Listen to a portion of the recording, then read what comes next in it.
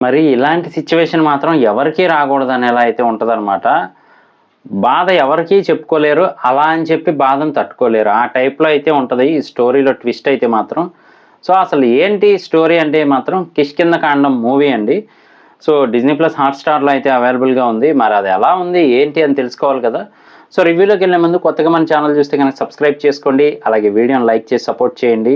ఇంకా latest updates ఓటీటీలో మీరు చూడని మూవీస్ బాగున్నాయా? బాలేదా? అనేది కూడా చెప్తూ ఉంటామనమాట. సో, మరి ఇంకెందుకు ఆలస్యం పదండి రివ్యూలోకెళ్ళిపోదాం.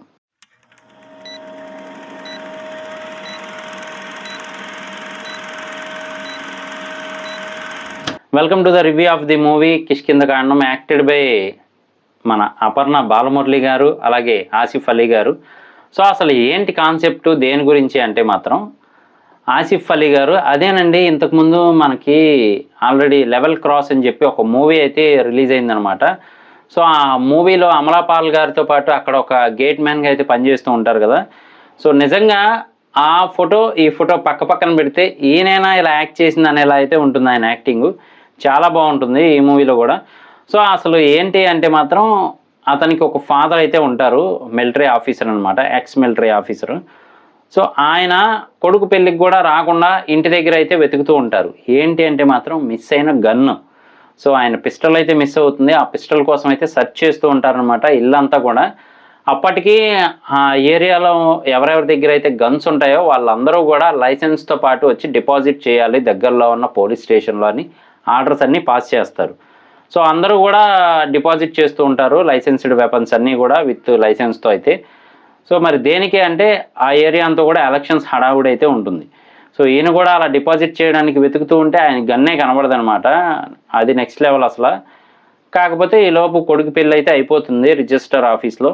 సో, మ్యారేజ్ అయిపోతుంది. ఇద్దరు తిరిగి వస్తారు. ఈలోపు వచ్చేపాటికి ఇంట్లో పోలీసులుంటారు. ఏంటి అంటే గన్ను కనబడట్లేదు అని చెప్పి పోలీస్ కంప్లెయింట్ అయితే ఇచ్చినట్టనమాట. సో, సాయంత్రం లోపు గన్ను హ్యాండ్ ఓవర్ చేయాలి అంటే మధ్యాహ్నం కనబడట్లేదు అని చెప్పి కంప్లెయింట్ ఇవ్వటం ఏంటి? అది ముందే ఇవ్వాలి కదా! అని చెప్పి అక్కడైతే కొంచెం డిస్కషన్ జరుగుతుంది. సో, మొత్తానికైతే ఎంతైనా ఎక్స్ ఆర్మీ మెన్ కదా! అని చెప్పి ఆయన కొంచెం వదిలేస్తారు. అలాగే వాళ్ళ అబ్బాయి కూడా ఫారెస్ట్ ఆఫీసర్ అని చెప్పి వదిలేస్తారు. వాళ్ళ అబ్బాయి అపర్ణ బాలమురళి గారినైతే పెళ్లి చేసుకుంటాడనమాట. సో, నెమ్మదిగా స్టోరీ అయితే ముందుకు మూవ్ అవుతూ ఉంటుంది. ఎవరికీ తెలియకుండా ఆయన ఏవేవో వివరాలు గ్యాదర్ చేస్తూ ఉంటాడు. అంటే వాళ్ళ ఫాదర్ అనమాట. Ex army men. సో, ఆయనైతే వివరాలన్నీ గ్యాదర్ చేస్తూ ఉంటాడు. మళ్ళీ నైట్ పూట, మార్నింగ్ పూట వివరాలకు సంబంధించిన పేపర్లన్నీ కాలుస్తూ ఉంటాడు. చాలా అనుమానాస్పదంగా అయితే బిహేవ్ చేస్తూ ఉంటారనమాట. ఊరికూరికినే అందరి మీద కోప్పడటం ఇదంతా కూడా. అసలు దీనికి అంతటికీ కారణం ఏంటి అంటే మాత్రం ఆయనకి మతిమరుపు అనే ఒక వ్యాధి అయితే వస్తుందనమాట. మనం జనరల్‌గా ఏదైనా పెట్టి మర్చిపోయామనుకుంటే అది బేసిక్‌గా జరిగేదనుకోవచ్చు. కాకపోతే ఆయన ఏదైనా గానీ మర్చిపోతూ ఉంటారనమాట. చివరికి ఇంటికెళ్ళే దారితో సహా మర్చిపోతూ ఉంటారు. సో, అంతకుముందు జరిగిన గొడవ గానీ, వ్యక్తులను గానీ అందరినీ మర్చిపోతూ ఉంటారనమాట.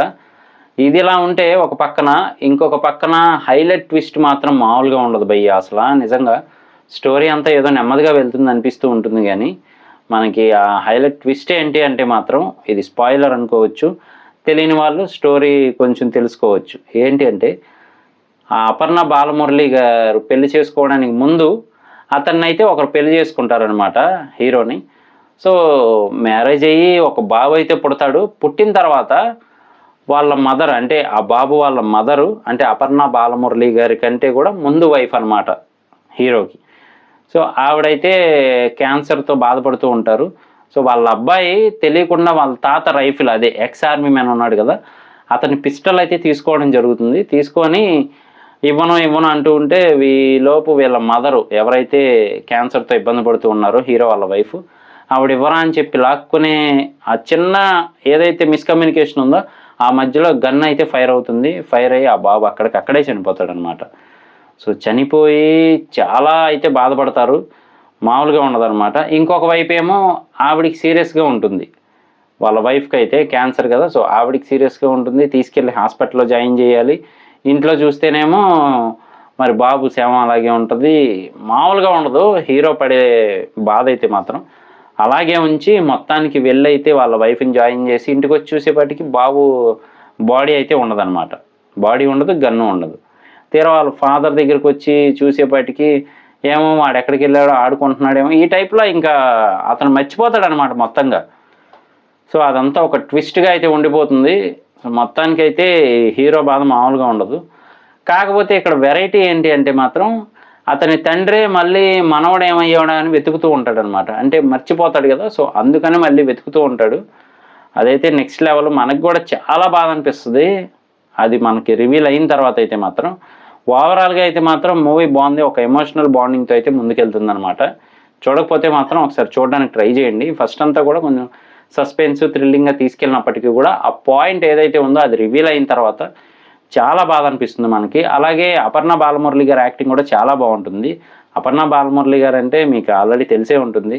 ఆకాశం నీ హద్దురా సినిమా ఉంది కదా మన సూర్య గారిది, అందులో బేబీగా నటించారు, అదే బేబీ బేకరీ అని చెప్పి. సో ఆవిడనమాట. చాలా బాగుంటుంది. ఒకసారి మూవీ చూడకపోతే చూడడానికి ట్రై చేయండి. డిజ్నీ ప్లస్ హాట్స్టార్లో అవైలబుల్గా ఉంది. ఇది నా రివ్యూ మాత్రమే. చూశాక మీకేమనిపించింది అనేది మళ్ళీ వచ్చి వీడియో కింద కామెంట్ చేయడం మర్చిపోకండి. నేను మీ ప్రసాద్. మళ్ళీ నెక్స్ట్ వీడియోలో కలుస్తాను. Love you all.